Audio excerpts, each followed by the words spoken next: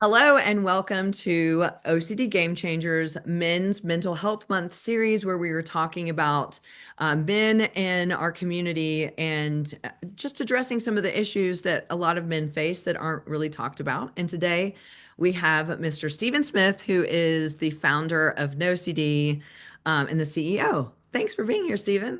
Yeah, thanks, Chrissy. Thanks, John. Yeah.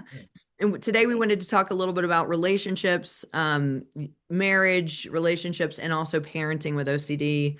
This is Sure.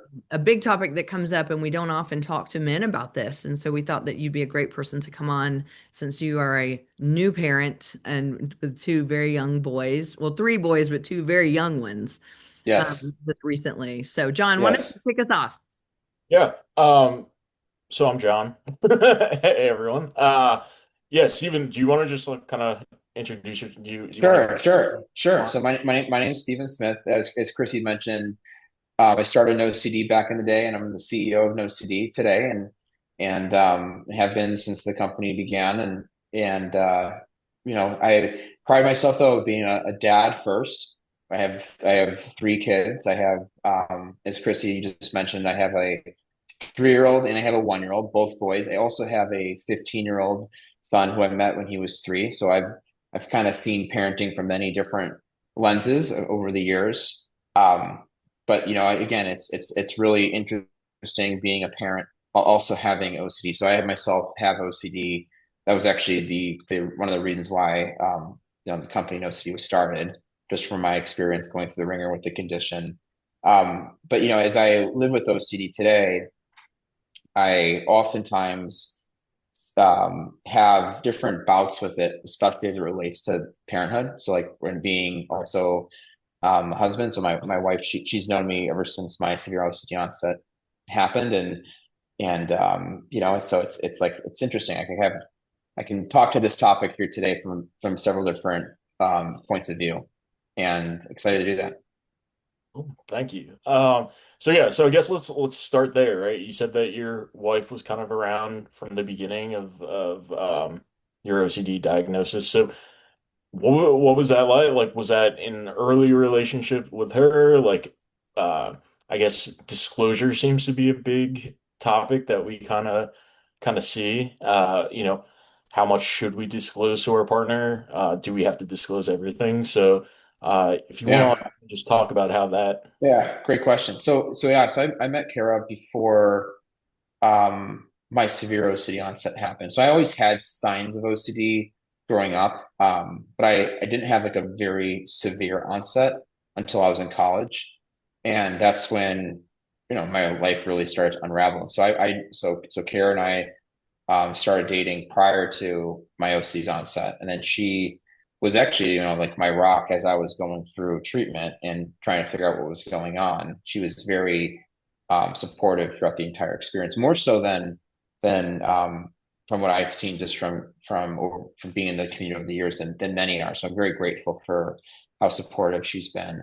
And like I think what I would say is like some of my OCD symptoms connected to my relationship. So I definitely at some points had severe ROCD, and again OCD morphs, right? So sometimes you have one subtype, other times you have others.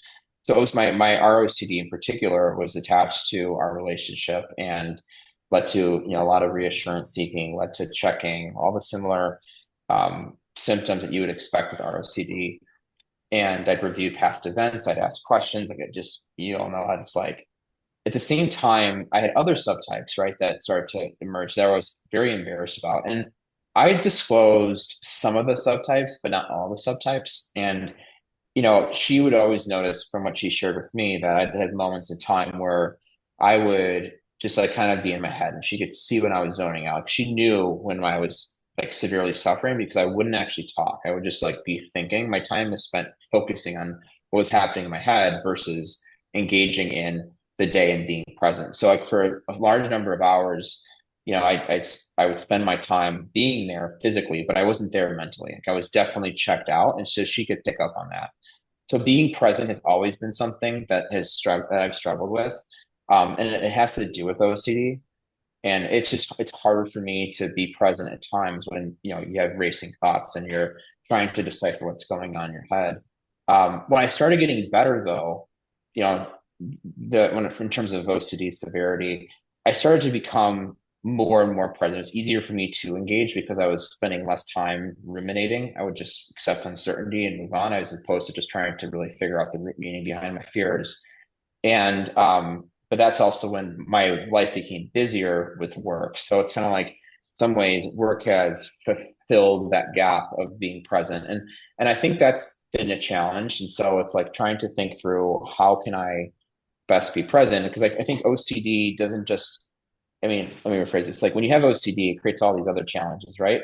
But like if you can manage your OCD and then manage the other challenges in your life, then you can live in a really balanced way and a really happy way. But sometimes if you have other challenges that cause strain in your life, then OCD just kind of finds a way to reemerge. And so for me today, my focus is on how do I live as healthy as possible, beyond OCD, because I know I can manage OCD and it's been managed for some time. So now my challenges are like, how do I make sure I'm being present enough with my family when I'm at home, or how do I ensure that I am taking calls while walking outside to make sure I'm in the right, physical state? How am I sleeping enough? Right. So these are the things that happen after you learn to manage OCD that you have to keep up with so that you can keep your OCD healthy ultimately too. So she's been super supportive on that front. She's helped me, you know, live in a much healthier way overall. And I'm grateful for that. So I think, first of all, I feel very fortunate to have, my wife, Kara, who's been incredible. At the same time, when I parent, there's a lot of fears that come up, and I'm not sure if it's appropriate, John, to transition to that topic, but yeah, I know that's another big area of of focus for me. Also, sometimes I catch my OCD coming out when I do parent, and I'm sure others probably can see similarly or can have similar or have experienced similar situations. Well, there's not a lot of Yeah. advocacy or support for parents who live with OCD. There's support for parents who have kids who have OCD, but there isn't a lot of there's not a lot of information in places for people to go who are parents that have OCD and the challenges that people face with that. Would you I agree? 100% agree. Yeah, 100% agree. Mhm. Was 100% was agree. that Kara's like first experience kind of with OCD? Like had she ever like known about it before? Or... No, both of ours is both of our first Yeah. experiences. Yeah. Um, So I think kind of going on the topic of parenting, but also staying with the relationships. The whole like idea of like, Chrissy and I have talked about this over the last couple weeks, and this like stereotype of men like being like the macho, the provider. Um, did you ever feel like, I think for me at least, I find myself thinking about if I have a family, like kind of like being this rock and kind of always having my shit together, and that's not the yeah, reality, right? Like I mean, especially when you're going through OCD, like that's not always going to be the case.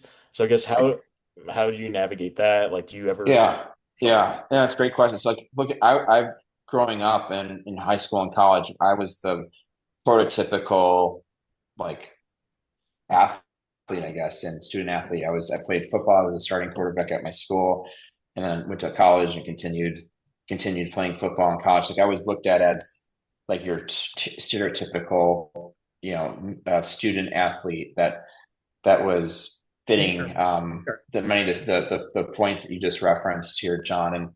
And so when having this big bout with OCD, like it really not only caused me to have challenges personally, but it also like it altered the image that many people had of me, right? And of also what I had for myself. And that was difficult for a while, right? Because you just kind of it's almost like a reckoning moment. But it was in the long term, it was healthier because it helped me realize too, like there were many people who were viewed as like a specific type of person or they're categorized in a specific by a specific stereotype, but they're actually much different. And and I think particularly like with men who are, like that kind of quote unquote macho persona, like that persona is counterproductive um to many people in getting mental health treatment that's effective. And so I have personally made it a mission to ensure that other men who are viewed similarly, who have played sports, who are the head of their household in some ways, right? Obviously, it's a partnership with your spouse, but like they're trying to they should know it's also okay to seek treatment. It's also okay to voice what's going on. And I think yeah, I mean, I just to answer the initial question, I do think that there's a direct need to raise more awareness for how this kind of stereotype for men can be limiting in people's ability to get the right treatment. And it also can kind of cause fuel to the fire, for lack of better terms, in some of the terrible outcomes that happen when people don't get the right treatment early on. So I just think I mean, we need to have kind of more awareness about what men deal with, especially, kind of in their midlife as they have kids, as they, are working full time and stressing about many different things, right? So yeah, I would love to find a way to further advocate um, for better awareness surrounding what men go through, and also to hopefully try to remove. Oh, I think sorry, I lost the sound. I did My too. my Okay. just died.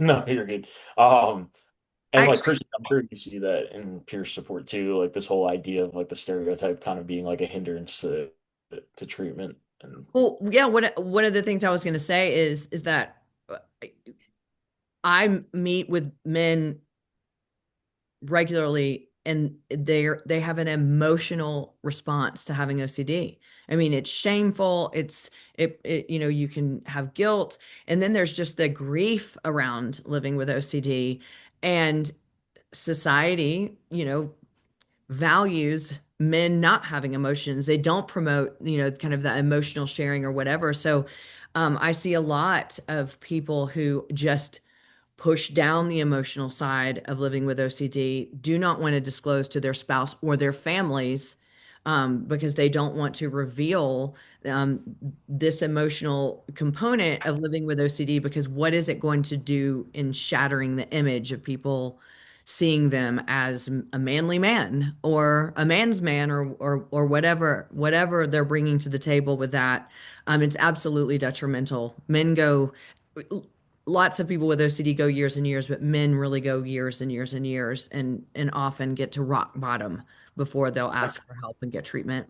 Yeah. And it's like, well, why, right? Like the content of OCD is so often can be so taboo and so like difficult to talk about that it's like, okay, if you are a man and you're having OCD symptoms or having a mental health issue, it's tough to talk about that, right? Because it shows that there's some type of weakness. But then if your mental health issues are OCD, and especially if they're like really taboo, hard to talk about top subtypes, it's even harder. And so and that's why I think, what we have to really do is meet people where they are, where they want to be met. So like, it's one thing to say, sure, there should be more awareness and people should change, or men should change. Like they shouldn't have this persona that it's not okay. Like I think naturally it's going to be hard to change that in society. I think people are going to naturally feel embarrassed. It's easier to instead try to find new ways to reach people because they're still searching for help. Like I was searching for help back in the day. Like I was searching on different feeds. In fact, I saw your content, Chrissy. Like that's like an example. Like we have to change the way in which we reach these people instead of saying, "Hey, you should change. Change how you think about yourself." Like that's harder to do. It's easier to say, "Okay, we're going to change how we reach you, knowing how you think about things." You know, and I think that's taking that perspective is we at NOCD we call it extreme ownership. We try to like own ourselves to change to make the outcome versus asking someone else to change or asking someone else to own. And so that's just something that comes to mind. So I wanted to flag that because I think there's a really unique opportunity to reach people who are heavily stigmatized in a different way. Hmm. yeah. And I think NoCD like does a good job with their advertising. At least when I'm watching like Sunday football, and I don't know if it's because of like my Hulu package or whatever whatever it is, like I'll get the ads for an OCD with like you know, this is what OCD is and blah blah, all that Oh, stuff. really? So it's funny that like I'm like, oh, this is kind of cool because like I've been struggling in silence with this, and like now it's like part of like a you know media platform. And even like some of the people I think that you guys have had interview, like the guy from I think it was Braden Smith, Sorry, or again, who my dog just barked. oh, you're good. Um, and then like seeing like podcasts with like Luke Combs and like people who like, we kind of idolize like outside of like normal life. It's cool for them to have their platform. Uh, I also think that men meeting other men who oh yeah. who and that's the beautiful thing about groups and things like that, and then community connection. Our events at OCD Game Changers is when you see other men talking about real event OCD, sexual intrusive thoughts, harm intrusive thoughts, all of a sudden it just a, they see that they're not alone, and B, it's just kind of like, oh my God, okay, this dude looks normal. This guy has his shit together, and so I don't have to suffer with this alone. So that's why the shared lived experience is so important. And I have noticed it is harder to get men to speak out about the more taboo real event stuff like that, because it is, there are real fears, I think, for men to be branded with the content. And it's important for people to know that there are real fears, but then there's also a community willing to stand up for them. Totally. Totally. Um, I did want to talk a little bit more about your experience as a dad and parenting with OCD. Um, one of the big things with society is like, for women at least, postpartum is a big deal. And even though it's not like as well known, just from people I've talked to and whatnot, there is like a almost a postpartum side for men where it's like kind of like how you connecting with your kid and if you already have like a pre-diagnosed condition like OCD, does it make it harder? And I was just kind of curious if you're willing to talk about it, if you went through Yeah, that. certainly. Certainly. There are many different ways OCD can manifest if you're a guy after you have you and your family have a new baby, right? The first thing that I've seen is um I've seen subtypes related to can is your baby really your baby? I think it's the first question. Like it's obviously it takes a lot of it's a kind of like stems to ROCD, right? Like that's a question at hand that many people have.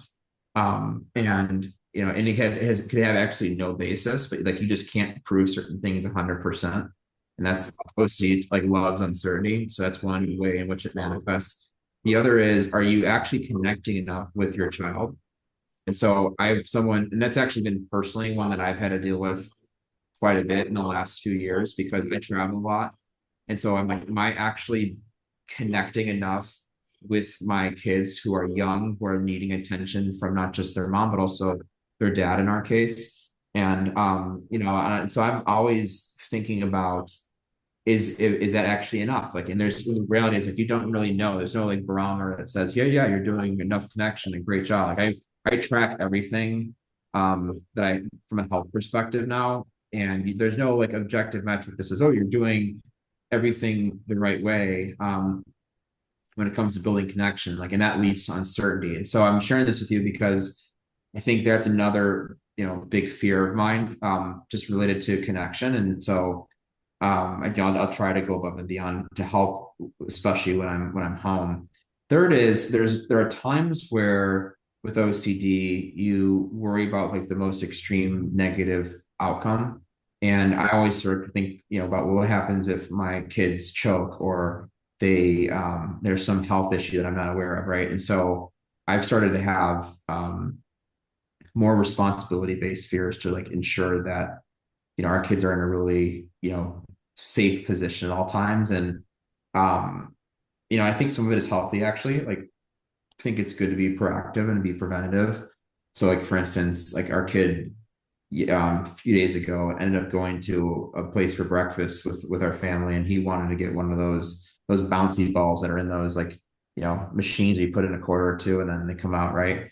Puts them on. The first thing I think of is like, oh, our 1.5-year old is going to find them. So he takes everything from the 3-year-old and he's going to take them and he's going to put them in his mouth.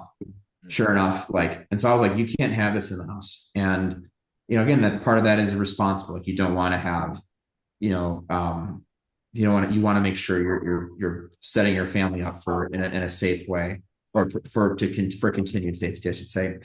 In this case, though, like if you're consistently checking to make sure that there's no choking, like excessively, then all of a sudden it can become one responsible habit can become OCD related very quickly. Like, and I've noticed that about myself as well. Like, I've become over the top in certain ways. My wife, who's a nurse, is just like at times really annoyed by it too. But and she's like, you don't even know what to do if there was a problem. Like, you'll just ask me for help, which is probably true. But but moral of the story is, I think like OCD comes out in unique ways, especially when you have especially when it's attached to, and we learned this from our work in OCD, is like OCD often challenges safety, right? And like it's harm-based fears, harm to yourself or harm to someone else. Now I've learned that like a lot of my OCD fears they're surrounding the kids, like related to their safety. And so I just, again, we manage it like everything, like with any OCD stuff that we should say. And yeah, so it's been a journey for sure. I'm Yeah. so glad you mentioned the being present piece. I feel like this is not talked about enough when it comes to being parents. And the OCD fears for both mom and dad can be even you mentioned like not being present for kids because of work. Well, a lot of people struggle with I'm not being present enough because I'm ruminating. And the disconnect are scared they're going to have with their kid. What is that going to have an impact on with attachment styles and as they get older? And then that becomes a massive source of grief for parents with mental review a little bit later down the line. Yep, that is something that I can speak to personally. Like, it's something that I've really struggled with, thankfully, in the last couple of years. Yeah. And it's like, because there's no way to know, are you building enough connection, right? So And how it's impacting their development or all of that. So there's all kinds of traps I feel like OCD can make you fall into as your child is progressing in age. yep, exactly. Yeah. And I guess even just like kind of being aware of boundaries, just in terms of like, am I doing too much? Like, is this being driven by OCD versus like, is this just like and like learning? Like, have you felt like with your kids, like I'm sure with your first kid versus, you said you have three, is it three kids now or two? 3 kids. So I have a 15-year-old, 3 and 1. Okay. So it's like, with your first kid kind of just being overly cautious about everything, and then as you get older and have more kids, kind of just finding out like, okay, how do I separate my OCD emergency hat from just normal parenting? Yeah, and I think it's like I've had the most challenges with, frankly, my OCD and my 1-year-old. Mhm. It's been like the 3-year-old, I was very present. I was also, I think, in a different period of time. Like, the last year for me has been a very stressful year. So I've had it just comes out more with my 1-year-old. And it has nothing to do with my 1-year-old. It's just more personally, like when you don't have the stability personally like you typically would, or you're navigating challenges, you end up having your OC comes out, right? So just a chronic condition. It doesn't tell you when it's going to come out, but you do things to manage your OCD, of course, and manage your health to keep managing your OCD successfully. But for me, it's like it hasn't gotten easier by any means. Like, I met my 15-year-old when he was 3. I was kind of going through school, building OCD, doing a lot of different things, and then we, as Kara and I got married, then he obviously was living with us full time, and so I've obviously had a chance to get to know him and parent him over the years. But then 3-year-old, like, very involved early on, and as a result, he's also a different personality, like high energy guy. 1-year-old, a little bit more of an observer, right? It's like I always like I'm wondering, am I engaging him enough? And at mixing that plus some life stressors has created this combination of my OCD starting to manifest more and help in being present. And I just think it's like, so it doesn't matter like how much experience you have as a parent, like it can come out at any different point of time. And I don't think you should feel guilty about it either. To your point, Chrissy, I think it's a good point. There's a lot of guilt and shame that comes along with it, but it's just, I think it shows the importance of taking care of yourself to take care of your family. Like, I think oftentimes we're so used to taking care of our family first, and we're trying to do everything we can. But like sometimes the best way to take care of your family is to actually take care of yourself, to get yourself in a position to do that well. And that's been a good reminder this year. So It's also important to mention, and I know I'm not asking you or anybody to talk about this, but if people are watching this and they're a parent, it's also important to mention that even men, can get like specific themes towards their kids. It's not just women, so when men all of a sudden, after having a kid, all of a sudden they're experiencing POCD or they're experiencing harm OCD and the shame that goes around that. And who do I tell? How do I tell my wife? What does this mean? If they don't even know it's OCD, or they do and it surfaces and how terrifying it can be to reach out for help. It's just important to remember that like men have the same themes as well when it comes to um, a newborn kid and some of those fears and um, even images and stuff like that. So it's just really important to mention that. Oh, completely agree. So we're kind of coming up to the end of it because you got to go to the zoo. But Yes. but I just wanted to kind of wrap this up and kind of ask you, obviously OCD is not a pleasurable experience for any of No. us, but I mean, has it done any positive in when it comes to like raising your kids or just your relationship with your wife, like being more open or I mean, raising the kids is a little bit more compassionate and understanding towards like what people see as mental illness and I think there's silver lining in any challenge you go through. And I think for when it comes to just the relationship with my wife, the silver lining has been, it brought us closer in many ways. Like, I realized how lucky I was to have someone who truly understood what I was going through. And again, it's not always up into the right. Over the years have been, peaks and valleys, right? But then but overall, if you think about it holistically, you're like, oh, look, I'm appreciative to be in such a supporting relationship, right? I think that's the first thing. The second point is I think it gives personally me empathy when not managing when parenting, and I think there are times where obviously things don't go well, right? So how do you help support your kids through that, right? And how do you ensure that they're set up for success? And how can you be preventative in some ways too, and ensure they're building the building blocks needed to live as healthy as possible. So it's given me a lot of insight to going through OCD from being at rock bottom to getting back on my feet to self-managing for years. Like it's given me insight to help, my kids in a more effective way. So I think that's certainly been a positive. So you kind of transfer some of the learnings and knowledge transfer down to your kids. Third, I would say, um, it's I think OCD is such a disabling condition that it leaves people feeling like they're reaching for straws to build connection at times. And I was like someone like that. Like I was trying to connect with many different people, especially when I was going through it. And as a result, like the OC community is such an incredibly supportive place because people are looking for help, they're reaching out for help, and people who are giving help often know what it's like many of us here, right? So you kind of have this really supportive community, and I think being a parent with such a supportive community is invaluable, and I'm really grateful for that. well, thank you. We appreciate you taking the time to talk to us. And thank you for everything you've done for the OCD community. I mean, OCD itself has been such a game changer. And Oh, such a game changer. oh, ha, look at that OCD game changer. Um, yeah. So have fun at the zoo, man. Thanks, John. That was very on brand. That was very Yeah, yeah. good. Even how can people find out about NOCD and their services?